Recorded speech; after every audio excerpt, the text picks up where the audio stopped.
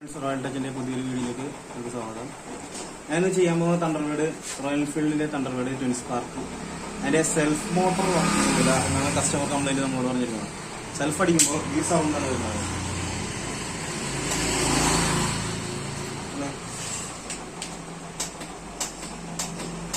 വെറുതെ ടിക് ടിക് എന്നുള്ള സൗണ്ട് മാത്രമേ വരുന്നത്. കസ്റ്റമർ നമുക്ക് പറയുന്നത് നമുക്ക് ആദ്യം ഇതിന്റെ സെൽഫ് മോട്ടോർ എങ്ങനെയാണെന്ന് ചെക്ക് ചെയ്യാം.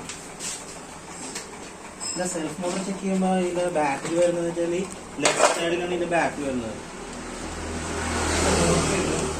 ഗേജ് കൂടിയ വയർ എടുക്കുക. അതിന്റെ സെൽഫ് മോട്ടറിന്റെ കപ്പ് നമുക്ക് വയ്ക്കാം.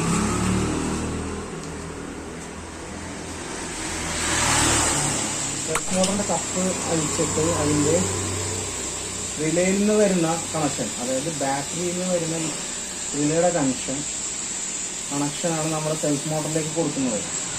ആ മോട്ടറിൽ നിന്നുള്ള ലൈനാണ് നമുക്ക് ഈ ലൈനാണ് നമുക്ക് ചെക്ക് ചെയ്യേണ്ടത്. അതായത് ഇത് ചെക്ക് എങ്ങനെ ചെയ്യാമെന്നുള്ളത്, പോസിറ്റീവ് ലൈൻ എടുക്കുക. പോസിറ്റീവ് ലൈൻ എടുത്തിട്ട് ഗേജ് കൂടി വേറെ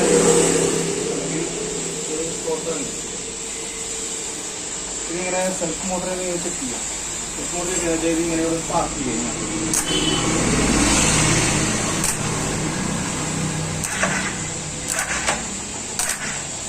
വർക്ക് ചെയ്യുന്നുണ്ട്.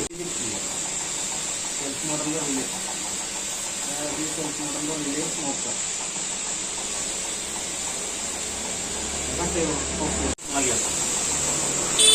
നമ്മളിത് ചെക്ക് ചെയ്യുന്നുണ്ട്. നമ്മളെ ഇതിന്റെ റിലേ ആണ്, സെൽഫ് മോട്ടർ റിലേ. സെൽഫ് മോട്ടറിന്റെ റിലേ റിലേ എന്ന് പറയുന്നത് ഈ കട്ടയാണ്.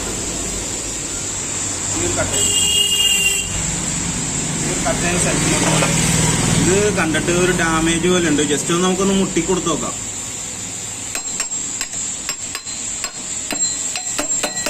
ഇത് ചെക്ക് ചെയ്യാൻ വേണ്ടിയാണ് മുട്ടിക്കൊടുത്തത്. ഒരു മീഡിയം ചെറിയ മുട്ടലെ മുട്ടാൻ പാടുള്ളൂ. വലിയ മുട്ടൽ മുട്ടിയാൽ അത് ഡാമേജ് ആവും. ചെറിയ മുട്ട മുട്ടാം. എന്നിട്ട് നമുക്ക് ജസ്റ്റ് ഒന്ന് സെൽഫ് അടിച്ച് നോക്കാം.